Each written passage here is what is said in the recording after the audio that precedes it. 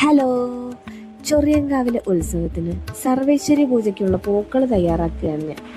സർവേശ്വരി പൂജയ്ക്കായിട്ട് ഞാൻ വാങ്ങിച്ചിട്ടുള്ളത് തെച്ചിപ്പൂവും റോസാപ്പൂവാണ് കേട്ടോ.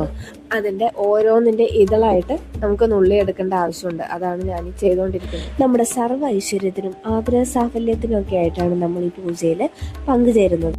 പൂക്കളും ഒരു നിലവിളക്കും 2 വാഴയിലയാണ് നമ്മൾ കൊണ്ടുപോകേണ്ടതുള്ളൂ.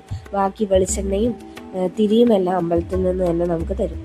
1 മണിക്കൂറോളം നീണ്ടു നിൽക്കുന്ന പൂജയാണ് സർവൈശ്വര്യ പൂജ. അങ്ങനെ മംഗളകരമായി ആ പൂജ അങ്ങ് കഴിഞ്ഞു.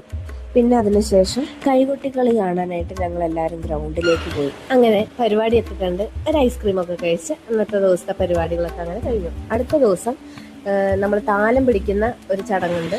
താലം പിടിക്കാനായിട്ട് അത്യാവശ്യമുള്ളൊരു കാര്യമാണ് തേങ്ങയും അതിൽ കുത്തി നിർത്തുന്ന ഒരു തിരിയും. നമ്മൾ തിരിയുണ്ടാക്കാനായിട്ട് ഈർക്കിളിക്കോലിൽ തുണി ചുറ്റി അതിനെ വേറൊരു നൂലും കൊണ്ട് ആ തുണിയെ ടൈറ്റായിട്ട് കെട്ടിയിട്ടാണ് തിരി ഉണ്ടാക്കുന്നത്. തിരി ഉണ്ടാക്കിയ ശേഷം അത് തേങ്ങയുടെ നടുഭാഗത്തായിട്ട് കുത്തി നിർത്തും. ഞങ്ങളൊരു 4 പേര് താലം പിടിക്കാമെന്ന് വിചാരിച്ചിട്ടുണ്ട്. അപ്പോൾ 4 ആൾക്കുള്ള താലമാണ് ഈ റെഡിയാക്കുന്നത്. അപ്പോൾ 4 പ്ലേറ്റ് എടുത്ത് അതിൽ അരിയാണ് ഇട്ട് കൊടുക്കുന്നത്. അരി അല്ലെങ്കിൽ നെല്ല് നമുക്ക് ഉപയോഗിക്കാം. ഇപ്രാവശ്യം നെല്ല് കിട്ടാത്തതുകൊണ്ട് നമ്മൾ അരിയാണ് എടുത്തിരിക്കുന്നത് കേട്ടോ. അരി ഇട്ട ശേഷം പ്ലേറ്റിൻ്റെ നടുഭാഗത്തായിട്ട് ഈ തേങ്ങയുടെ മുറിയും വയ്ക്കാം. അങ്ങനെ 4 ആൾക്കുള്ള താലത്തിൻ്റെ പകുതിയോളം റെഡിയായി. ഇതുമാത്രം പോരാട്ടോ, നമ്മൾ പൂക്കൾ വാങ്ങിച്ചിട്ടുണ്ട്. ജമന്തിപ്പൂവ്, മഞ്ഞയും ഓറഞ്ചും വാങ്ങി അതിന് 4 പ്ലേറ്റിലായിട്ട് ഞാൻ ഡിസൈനായിട്ട് വെച്ച് കൊടുക്കുകയാണ്.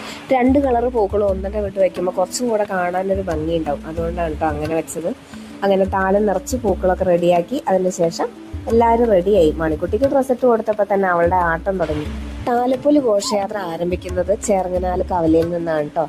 താലം പിടിക്കുന്നവരെ ഫ്രീ ആയിട്ട് ചേർങ്ങനാൽ കവലയ്ക്ക് എത്തിക്കാൻ ഇത്തവണയും ഓട്ടോ ചേട്ടന്മാരുണ്ടായിരുന്നു. അങ്ങനെ ഞങ്ങൾ കവലയ്ക്ക് ചെന്ന് പെട്ടെന്ന് തന്നെ സ്ഥാനം പിടിച്ചു കേട്ടോ. അവിടെ ചെന്ന് നിന്നപ്പോൾ തന്നെ മണിക്കുട്ടി ചെണ്ടക്കാരെ കണ്ടുകൊണ്ട് അവൾ ആ വഴിക്ക് പോയി. കുറച്ച് നേരം ചേട്ടന്മാരുടെ കൂടെ ചെണ്ടയൊക്കെ കൊട്ടി അവിടെ ഇരുന്നു. അത് കഴിഞ്ഞപ്പോഴേക്കും അവളങ്ങ് ഉറങ്ങിപ്പോയി കേട്ടോ. അവിടെ ചെന്ന് നിന്നപ്പോൾ നമുക്ക് ആദ്യം തന്നെ കിട്ടിയത് ഒരു ഐസ്ക്രീമാണ്.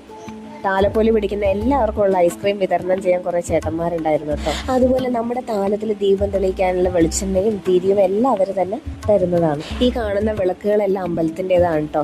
അങ്ങനെ ആ വിളക്കിലെ തിരി തെളിയിച്ച ശേഷം എല്ലാവരും കമ്പിത്തിരിയും പൂത്തിരികളൊക്കെ കത്തിക്കാൻ തുടങ്ങി. അങ്ങനെ ആഘോഷങ്ങളൊക്കെ കഴിഞ്ഞ ശേഷം എല്ലാവരും അവനവൻ്റെ താലത്തിൽ തിരി തെളിയിച്ചു. പിന്നെ വരിവരിയായിട്ട് അമ്പലത്തിലേക്ക് നടന്നു. അങ്ങനെ നമ്മൾ അമ്പലത്തിലേക്ക് കൊണ്ട് ചെല്ലുന്ന ആ താലം അതിലെ പുഷ്പങ്ങളും തേങ്ങയും എല്ലാം ദൈവത്തിന് സമർപ്പിക്കുന്നു. അപ്പം ഞങ്ങളുടെ ഉത്സവത്തിന്റെ വിശേഷങ്ങൾ ഇത്രയേ ഉള്ളൂ. വീഡിയോ ഇഷ്ടപ്പെട്ടെങ്കിൽ ലൈക്ക് ചെയ്യാനും ഷെയർ ചെയ്യാനും സബ്സ്ക്രൈബ് ചെയ്യാനും മറക്കരുത്.